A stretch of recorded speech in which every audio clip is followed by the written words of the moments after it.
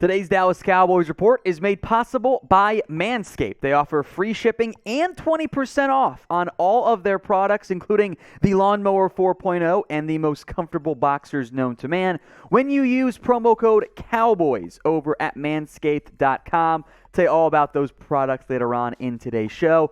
But I'm just going to call it news, not so much breaking news, because it is very expected. The Cowboys and Dalton Schultz have not gotten a long-term deal done before today's franchise tag deadline.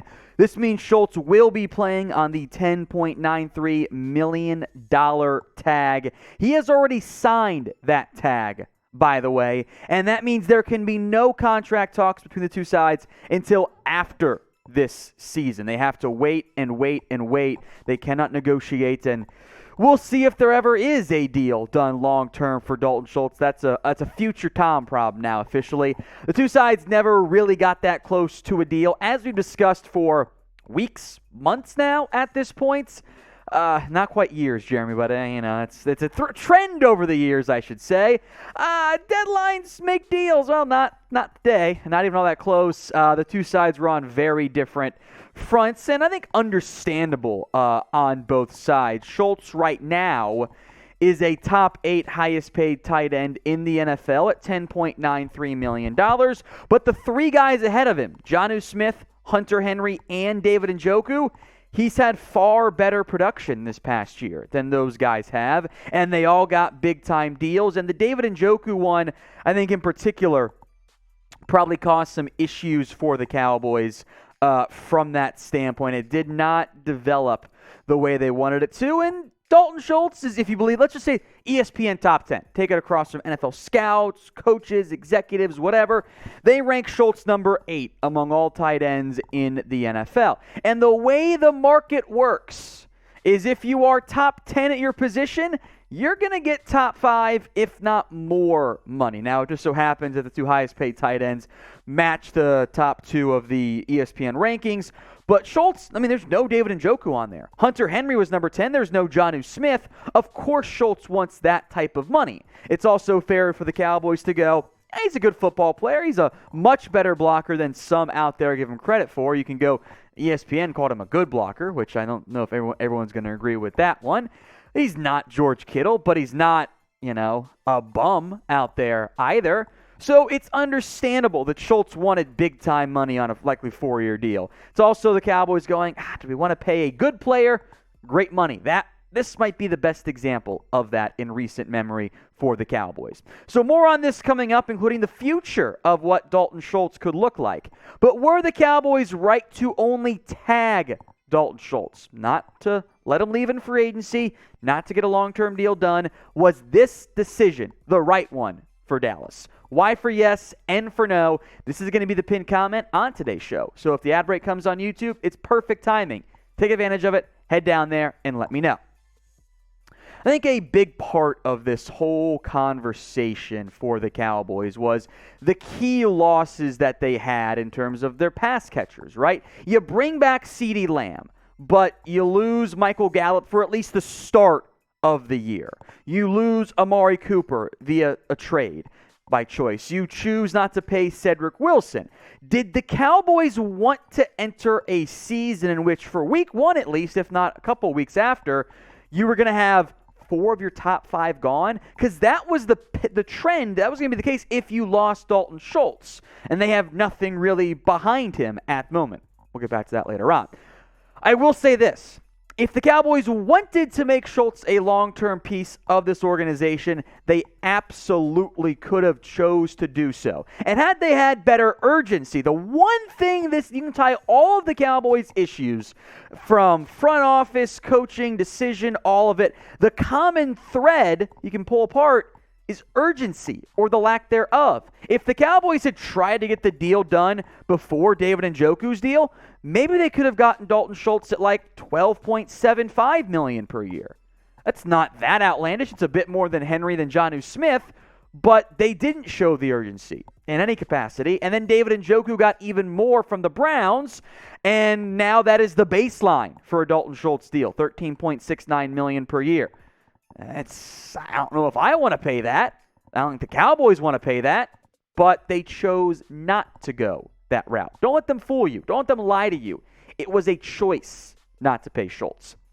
Now, you have a choice as well to have a bunch of unkempt hair downstairs, not have much success off the field, or to use the Lawnmower 4.0, the #1 men's grooming product on the internet. 20% off and free shipping when you use promo code Cowboys at manscaped.com. That link is in the comment section and in the description of today's show. I'm not saying it's the direct cause or reason, but producer Jeremy, before he got going with Manscaped, was not engaged. Now he is. There's at least a correlation there. He can't disprove it. 20% off and free shipping on all their products from the Lawnmower 4.0 to including the best boxers in the world, the 2.0. They are so comfortable. No more, rashing, no more chafing. It's a disaster.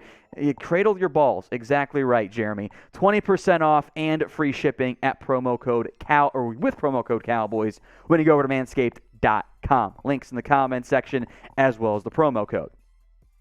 Let's look now at the impact in 2022. And with Dalton Schultz, and if it'll be Mike Gesicki as well as we sit here filming this, those two players' cap hits are tied for third in the NFL in 2022 at $10.93 million. So you don't want to pay Dalton Schultz top 6 tight end money, top 5 tight end money.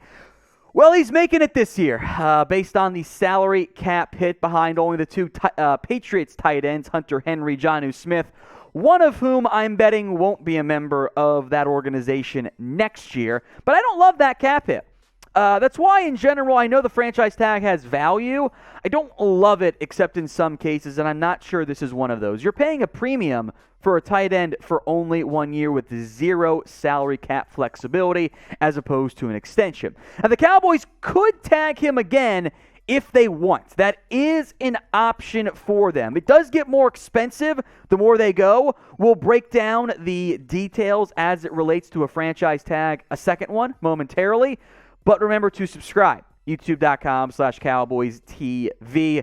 I don't think any of the YouTubers out there are going to get as quick of a video on this one as we did, and that's what we do here. We pride ourselves on having the news for you guys and having fun as well. We are almost to 130,000 subscribers. Our training camp coverage is going to be lit. So if you haven't already, hit that big red button and subscribe at youtube.com/CowboysTV.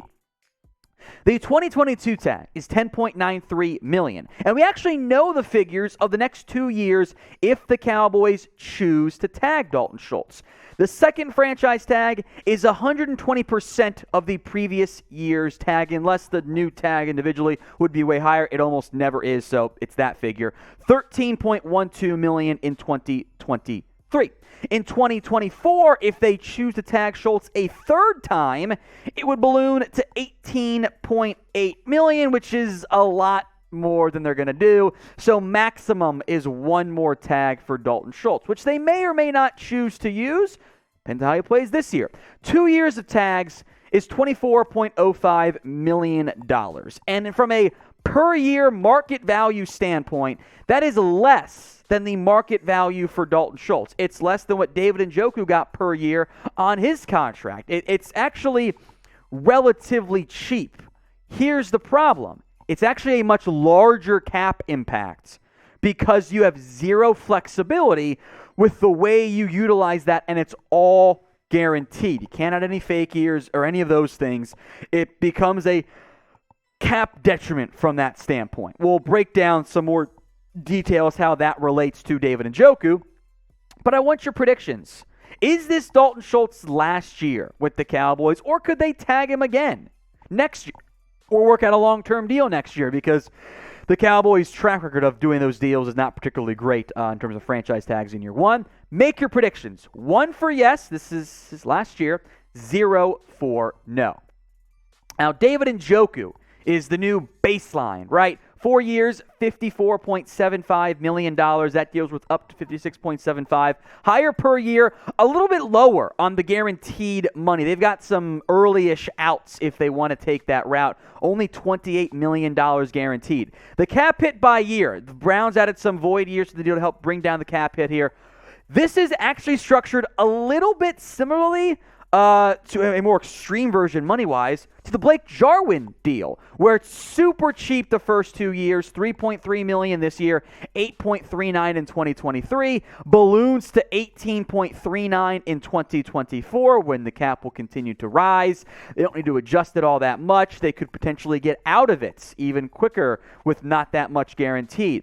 So the Browns have made David Njoku a very high-paid tight end, and they're paying him far less than what the Cowboys could hypothetically pay Schultz if they were to tag him twice. That is the benefits to doing a long-term deal. That 2025 money, he might not see much of it unless he plays great, in which case an extension might happen as well.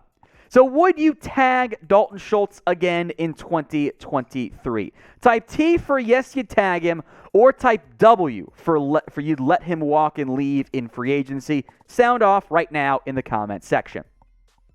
Here's the tight end depth chart for Dallas. I think this is a big part of why they didn't want to let him walk.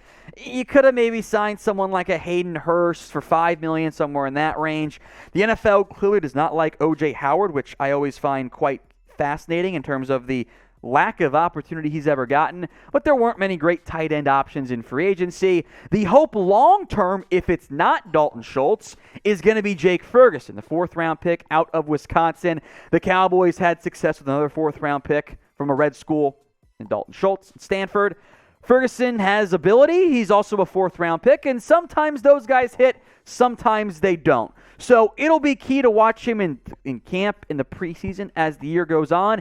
If he can show flashes, that would increase the Cowboys' chances of not tagging Schultz and simply saying, Jake, you're the next man up. I will also make this note. The Cowboys can free up, as we broke down on a previous video, so much salary cap space, upwards of $100 million if they want to. They probably won't do all of that, but even if it's half, you're talking $50 million in cap space. That's more than enough to throw some money around at a tight end not named Dalton Schultz. Veterans like Austin Hooper, Evan Ingram are going to be free agents. Dawson Knox could command some pretty significant money from the Bills or someone else in the open market. Maybe Irv Smith breaks out. Maybe fellow franchise tag member Mike Gesicki ends up being a piece. For now, Dalton Schultz is a member of the Cowboys, and he will be for 2022. Trade, come on, it's not going to happen. Next year, that one is very much more up in the air.